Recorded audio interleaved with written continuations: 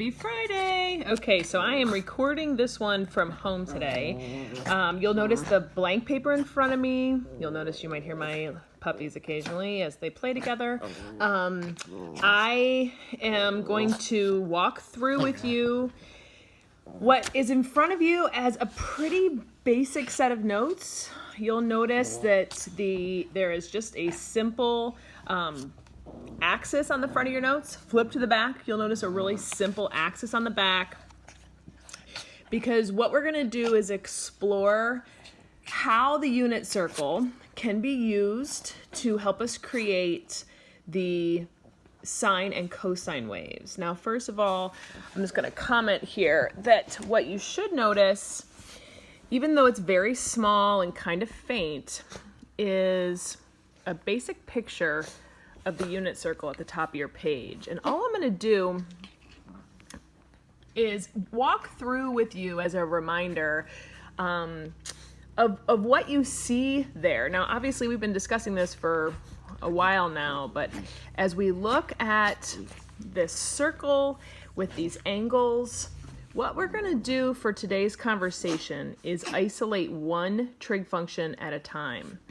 So what I mean by that is, as you can either fill this in or you can look at your big unit circle, whatever makes the most sense for you, and whatever you prefer. But when I look at that circle at the top of the page, we're just going to take some time and isolate my sine values. So what I mean by that is we're going to only look at my y values. So if I just take some time and we're just going to walk through these four quadrants kind of quickly. The sine of 30 degrees, for instance, is 1/2. The sine of 45 degrees is root 2/2. The sine of 60 degrees is root 3/2. And the sine of 90 degrees is 1. And then what you should notice is my sine values now go down. Now really listen to what we talked about. If we were to add in for a minute, sorry, that's my puppy that you hear. If we were to add in here for a minute, this sine of 0, I'm at 0. So notice I go 0. Remember, we've talked about the decimal value and the decimal representation of some of these radicals. I'm at 0, 0.5, 0.707, 0.866, 1. And then what happens? These start to go down. 0.866.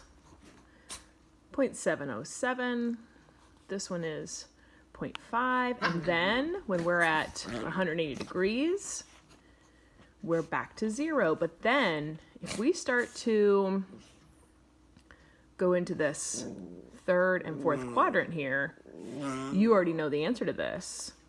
My sine values become negative. So this is -1/2. This is negative root 2/2, negative 0.866. I'm going to stop filling these in, but you can look at them. This is -1, negative 0.866, negative root 2/2, negative 1/2, 0. So we're going to transition now onto a graph. And as we do, we're going to start to isolate no longer x, y as cosine and sine. Instead, we're going to start to think in terms of just an independent variable of an angle. So we're going to label this axis as an angle. And my y value is going to be my sine function. So notice on your paper it says this, but notice we're going to call this y equals, or f of x equals, my sine of x. Now, if we were to look at either the little teeny tiny graph at the top of the page, or if you were to look at your unit circle, whatever you prefer at this point, we should notice several things. First of all, we don't think of this, it is, but we don't think of this inherently as a function. We think of it as just a set of plotted points. We think of it as an XY pair. Typically, we know that the angle goes with the ordered pair. But as we do, we typically don't think about it in terms of an independent and dependent variable. Well, now what we're going to do is transition into an independent and dependent variable. My independent variable is going to be this angle broken up into a way that makes the most sense. Now, if I were to ask you, hey, how do we typically think of sine? Realistically, it wouldn't take you too many leaps to say, okay, yeah, we think in terms of quadrants, right? Sine is positive, positive, negative, negative. So what we're going to do is break up my x-axis into quadrants. We're going to have this be 0, and I'm going to ask you to be careful with this so that if you want to, go ahead and mark this down here. We're going to give a full amount, cut in half again. This full amount we're going to call 2 pi because that's going to get us all the way around the circle. We're going to cut in half again, cut in half again. Now we could, if it helped us feel better, we could break this down into degrees, but at this point we want to start to transition into thinking almost all in terms of radians. So now I want you to just logically think this through for a minute. This is a 0 to pi over 2 distance. That actually is a decimal distance of 1.57. If you were to put in your calculator pi over 2, you would get 1.57. Well, if I just use my finger even as an estimate, it's a full finger to go 1.5, so I'm going to go a little less than that. It's not a lot less, but a little less. And I'm going to try to get that a little bit more accurate down here. And what you should begin to think about is, how big does sine get? How small does sine get? Well, let's just start to think about it. It's up to 0.5, 0.7, 0.866, 1, 0.866, 0.707, 0.50, all the way down to, say what? -1. My sine values run from -1 to 1. I think of it, if you think just in terms of y values, you're as low as -1, as high as 1. -1, 1. -1, 1. And what you should start to see is what we call this periodic nature. I keep running through -1 to 1, back down. Through -1 to 1, back down. This is going to create, when we isolate the y values, it's going to create a sine wave. So we're going to just look at my y values. Now, one thing you might want to do, and I gave you a teeny tiny table right there. You can either fill this in if it helps, but just for a quick minute, let's put 0, pi over 6, pi over 4, pi over 3, and pi over 2. We are literally going to take the angle as my x and the sine value as my y. 0, we said sine is 0. Pi over 6, 1/2. Pi over 4, root 2 over 2. Pi over 3, root 3 over 2. Pi over 2, 1. And we are going to plot these as ordered pairs. So we have 0, 0. Now you know pi over 4 is dead flat in the middle and it's up 0.707. This is an estimate, but we're going to look next week at how this plays out. Pi over 6 we know is somewhere in between here because we're just doing this by hand. It's not going to be perfect, but it's closer to 45 degrees than it is to 0. So we're going to go up to 0.5. You'll notice pi over 3 is a little past pi over 4 and we're up to 0.866, and then all of a sudden we're up at 1. Now, if you prefer, you can take a minute and create another t-table for the second quadrant, which would be fine. So for example, we would say, oh, okay, well, what comes after pi over 2? 2 pi over 3, then 3 pi over 4, then 5 pi over 6, then pi.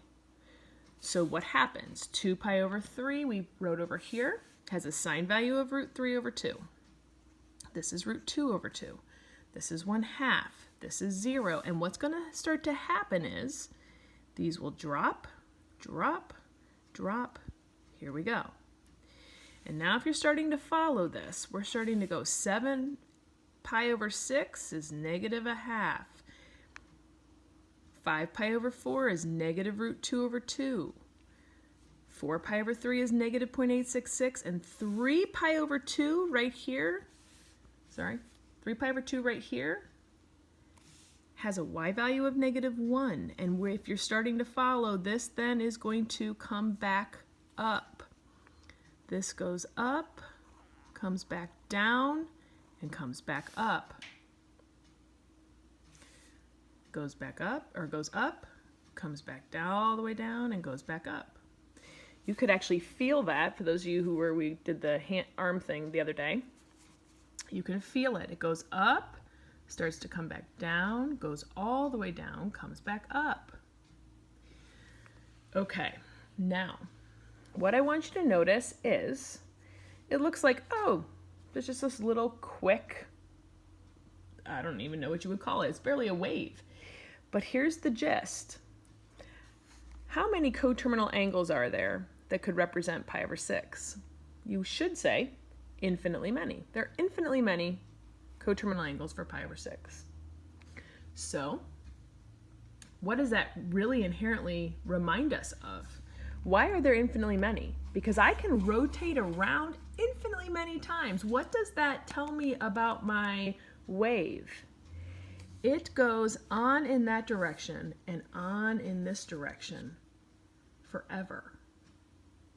So if I wanted to say, go back pi over 6, or back 2 pi, then in reality, this wave here extends this direction and this direction. So, just for our own sake, take your second part of your axis, cut in half, that's -2 pi, cut in half again, cut in half, cut in half. Now watch how this can get a little faster now. What do I know about the value of -pi over 2? My sign is -1. What do I know about the sign of -pi? Well, my sign would be 0. -3 pi over 2, what's my sign? 1. So I'm back up. What's my sign of -2 pi? 0. And I'm back down. Here is my picture. Now, this will have characteristics. It will have a domain, and it will have a range. It will also have a minimum. It will have a maximum. And there are zeros. Now why? Because we are dealing with a function no differently than we've dealt with all year. My input is an angle, my output is a trig function. So what is my domain if my domain represents angles? If in your head you're thinking all reals, you're in really good shape. Because I can go around in either direction, both positive and negative ways, any amount. I can go 2.3 radians, which would be over in here somewhere. I can go -122.7 radians and then stop. There's no limit to what trig function I can take in terms of an angle. But no matter what, my range is -1 to 1. My minimum is -1. My maximum is 1. And there are infinitely many zeros. So we're going to state where they are. They occur every pi. So how are we going to clarify that? We're going to say, hey, look, what my first one is at 0, and then they occur pi later. This notation, though funky, is how we're going to write how often, sorry about that bouncing, how often my zeros occur. So x is 0 plus pi k, where k is an integer. So plus 1 pi, plus 2 pi, minus 1 pi, minus 2 pi. In both directions, I will have infinitely many zeros wherever sign is 0, wherever my y value on my unit circle is 0. So you got about a 15-minute lesson there. I tried to keep it somewhat reasonable, but I'm going to ask you to do me a favor and flip to the back where you see another circle. And it's faint, so you can either fill in the one that's here, including the table. But I want you to take a minute. I'm going to have you, this time we're going to go a little bit faster. But you can imagine if we have a sine wave, we're going to also have a cosine wave. So I'm going to ask you now to think through, what do you think we're going to need to draw the cosine wave? Hit pause and think about it, then hit unpause. Okay, so for this cosine wave, we're going to need to isolate the x values of my unit circle. So this time, instead of going through every single one of these, I'm going to jump to the table. And we're going to isolate the x values on the coordinate plane as my cosine values. What we're going to do is consider an angle in comparison to my cosine value. So the cosine of 0 is 1. The cosine of pi over 6 is root 3 over 2. The cosine of pi over 4 is root 2 over 2. Now this time we're going a little bit faster. Be paying close attention to my x value, x value, x value, x value. And take a minute and get the first two quadrants, please. Hit pause and get the first two quadrants using your unit circle or using, if you just are getting good at it at this point, and we're going to just isolate my independent variable as an angle and saying, hey, what's my cosine? Hit pause and try to fill this out for the first and second quadrant. Go. Okay, check your tables. Pi over 6 is root 3 over 2. Pi over 4 is root 2 over 2. Pi over 3 is 1/2. Pi over 2 is 0. Now that should sound a little bit different, though at the exact same time, the same values. So then we're going to go into the second quadrant. 2 pi over 3 this time becomes -1/2. 3 pi over 4 this time is negative root 2 over 2. Cosine of 5 pi over 6 is negative root 3 over 2, and cosine of pi is -1. Notice this time when we start at 0, we're starting at our x value all the way out here. We go from 1 to -1 to 1 to -1 to 1. So what does that look like? How does that compare to a graph on an xy plane of just an isolation of angles and cosine values? Well, we're going to still split up my graph the same. So we're going to call this 0. We're going to go all the way out here and call this 2 pi. If you want to, you can go ahead and knock off this one back here too. We're going to cut in half. Cut in half again. And we now have our 4 quadrants represented from our actual unit circle. Cut in half. Cut in half again. Remember, this is about a distance of 1.57, so I'm going to go a little bit less to represent 1 and -1. And now we're going to start to plot. I'm going to plot 0, 1. And now what you should notice is I probably am starting to understand, oh, this is going down. Why? Because pi over 4 is 0.707. Root 3 over 2, what for pi over 6 is 0.866. This is going down to pi over 2, 0. Pi gives me -1. Now, if you're starting to really catch on to this, in a most ideal world, you're recognizing, oh, the cosine of 3 pi over 2 is 0. The cosine of 2 pi is 1. This sweeps back up. And if we go in the other direction, if we were to be going this way, what's happening to my cosine values only? 1, -1, 1, -1. So if I hit quadrants, if you're starting to notice, are either 0s, 1s, or -1s. So cosine of -pi over 2 is 0. Cosine of -pi is -1. Cosine of 3 pi over 2 is 0. And cosine of 2 pi is 1. Here is my picture.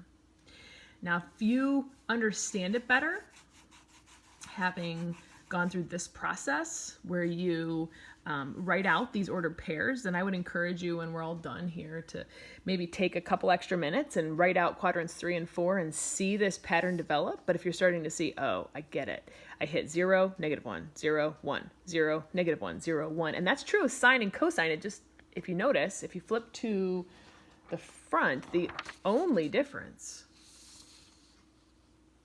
is where my zeros are. Because in fact, if I were to say, hey, what's the domain of this? Well, my inputs are still angles, and I can take the cosine of anything. My outputs, no matter what, are still from -1 to 1. My minimum, still -1. And my max is still 1.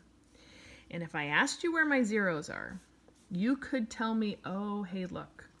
My first one is at pi over 2, but notice pi over 2 to 3 pi over 2, they still occur every pi, where k is an integer. Okay, with that in mind, that's where we're going to pick up our conversation on Monday. Remember to have your bow tie property worksheets done, all of them through take 4. I'll take questions on that first thing Monday, and then we're going to keep on graphing. Hope you have a great weekend. Thanks all.